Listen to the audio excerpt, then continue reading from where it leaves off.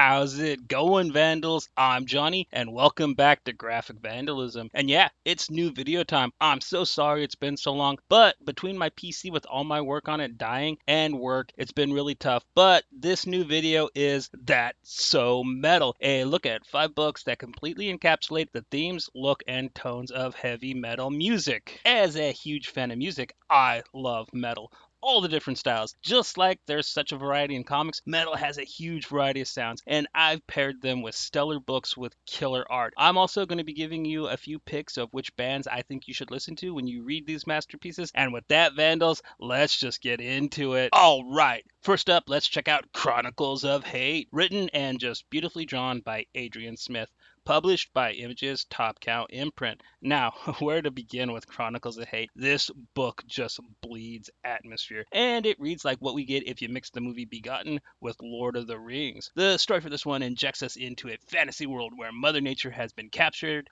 beaten, broken, and ravaged. The world this book takes place in is one where nature and evolution have been sullied and made impure. As we go on a quest with our hero Worm, a lesser subhuman picked by Mother Nature to be her champion due to his utter innocence. And with all the decks stacked against him, Worm gets help from some strange and some really unlikely places, and it's just a thrill to read and look at Smith's downright amazing art. I'm not kidding. This book is a very well crafted and satisfying dark fantasy adventure. And for the bands to listen to while reading this, I have Ultra of Plagues, Wolves in the Throne Room, Green Carnation, and An Autumn for Crippled Children. Right on. And next is Oink, Heaven's Butcher, starkly and blasphemously written and drawn by John Mueller, originally published by Kitchensink Press, but has been reissued by Dark Horse Comics. And Oink is a dark and bloody sacrilegious revenge story set in the dank and polluted slums of heaven. Our hero Oink is of a subspecies human pig breed of slaves that keep all the cogs of heaven turning. When Oink discovers the truth that heaven is a lie, he lets his axe fly and takes down anyone in his path of exposing the truth that he has learned. And it's just marvelous and visually stunning. I've absolutely loved this book since the 90s when it came out, and I've always been hoping for more work from Mueller. And for the bands to listen to while reading this,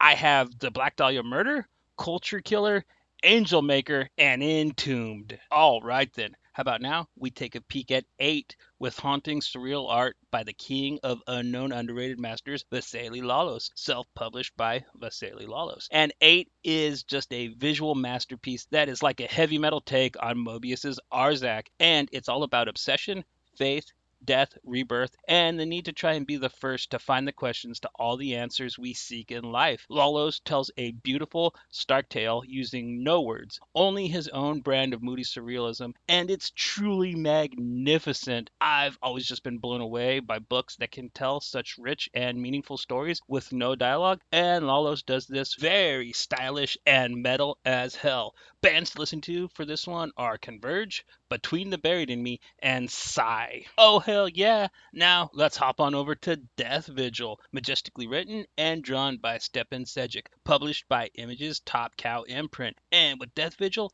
Sejic tells a glorious story of light versus dark in the never-ending war between the Death Vigil, who are a group of Grim Reaper-style characters who guide the dead to the afterlife, and the evil necromancers who work to enslave the dead to use in their dark magic. And this book is a total blast. All the characters are cool, fun, and likable. And even our new character we learn about this world through learns fast and is kicking ass by like the 4th issue. And oh my goodness, the art is just so lush and vivid. I love everything about this book, especially the fact that it's metal as hell. And the bands for this one are Unearth, August Burns Red, Demir Borgir, and Armand Armoth. Right on. And last but surely not least, we have Requiem, Vampire Knight, written by the man, the myth, the god king, the godfather of British comics, Pat Mills, with art by Oliver Ledoux. Published in English by Heavy Metal, and yeah, that's pretty much the perfect label for this black metal redemption love story set in hell. And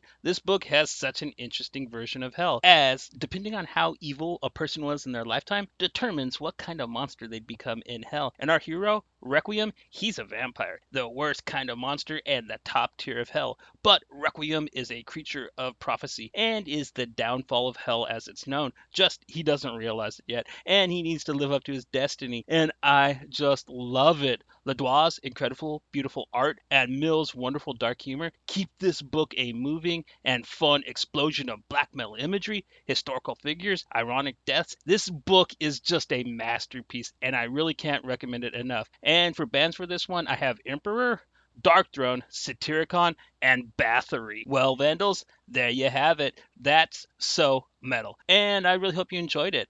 I had a total blast making this, and I hope you learned about a few new books with this one, or even bands. Please let me know what are some of your favorite heavy metal themed comics are in the comments, and what bands you like to listen to when you read them, because I love recommendations. But for now, until next time, I'm Johnny. This has been Graphic Vandalism. Don't stop reading.